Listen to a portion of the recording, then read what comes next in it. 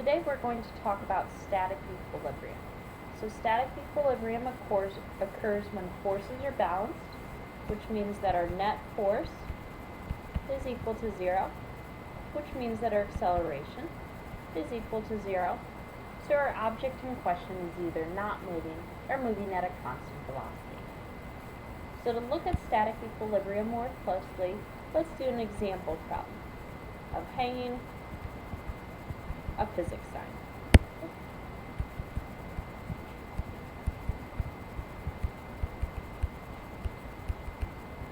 So I expect all of you probably by the end of this year will want to hang your very own physics sign in your house.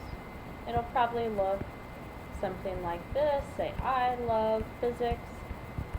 You want it to look really snazzy, so you'll have it covered in lights along the outside. And then you need some strings to attach it. So you'll have maybe a string coming up here at 40 degrees. Let's make that look like a 4. And a string coming off here, a little less, maybe 30 degrees. So if my beautiful I love physics sign has a mass of 100 kilograms and the max tension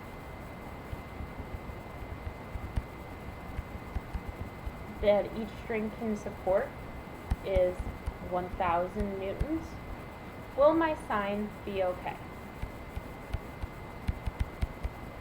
I don't want this right to come crashing down in the middle of the night or something. So right now it seems like it should be okay, right? If each string holds about half the weight, then I've got, like 1,000 newtons. Oh, each string is only holding about 500. That seems like it should work. But of course it's never quite that easy. So let's do a little bit of calculation and figure this out. So our first step is to draw our free body diagram.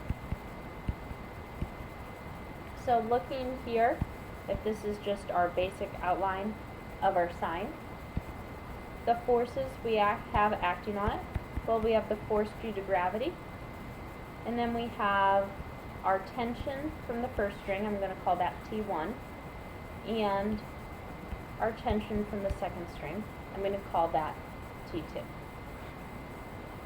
So it's pretty easy for me to figure out my force due to gravity, or my weight, right, mg.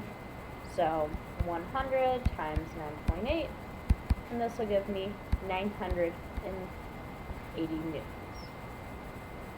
Now I need to look at these tensions. They're at angles, so we've got to break them into components. I know you guys were hoping with the last unit the triangles were gone, but they're not. Oh, but before I do that, I need to look at my sign convention. So just a way to be consistent with my signs. So let's say up is positive, down negative. That seems to make some sense. And then I'm going to say that this is positive, and over here we have negative. So looking at my tensions now and breaking this up, this tension along here, this is 40 degrees. This is going to be whatever my second tension is, opposite, so sine of 40. And this one that is adjacent, so it's going to be T2, my second tension, cosine 40. And then over here, this is 30 degrees, so this component here is T1 cosine of 30, and over here we have T1 sine 30 because it's opposite. So looking here, right now we have two unknowns. I don't know T2 and I don't know T1, so that means I need two equations. I know that it's in equilibrium, so that means the sum of all my forces in the x direction must be 0. It's not swinging side to side.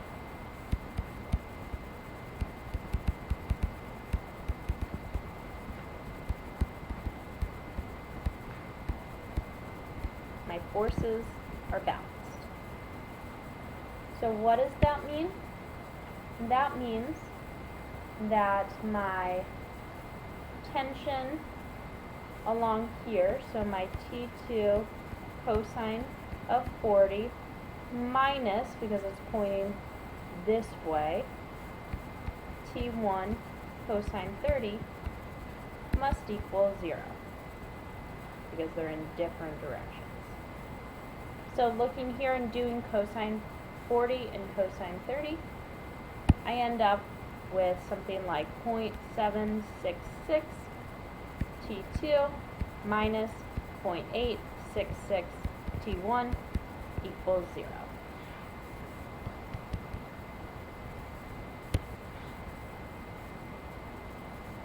So I just scrolled up a little bit, but I've set up one equation with two unknowns, but I have two equations, or two unknowns, so I need to set up two equations.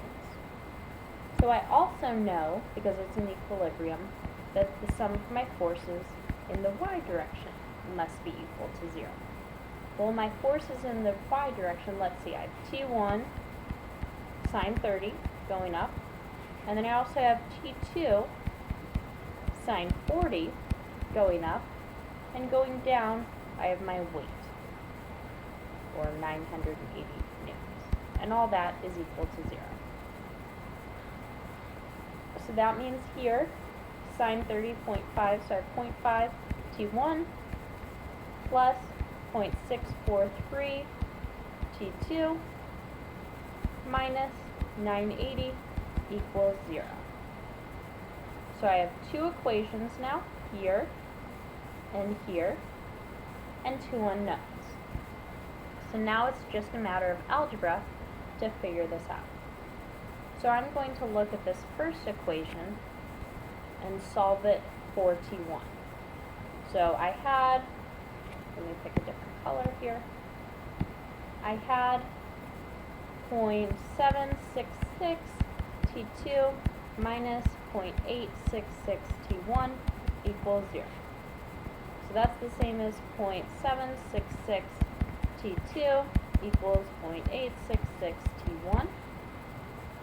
Or in other words, T1, if I divide both sides by 0.866, is about 0.885 T2. Now, I can plug, instead of T1, this in for T1 back in this equation. So let me plug this back up here. So I end up with 0.5 times my 0.885 T2 plus 0.643 T2 equals 980. I just popped that 980 over. So 0.442 about T2 plus 0.643 T2 equals 980. So 1.08 about T2 equals 980. So that means that T2 equals about 903 newtons. Plugging back in then for T1, that means T1 is about 799 newtons. So will my sign hang? Yes, it will hang, but it's a lot closer than we thought. So there's one example on static equilibrium and calculations with that.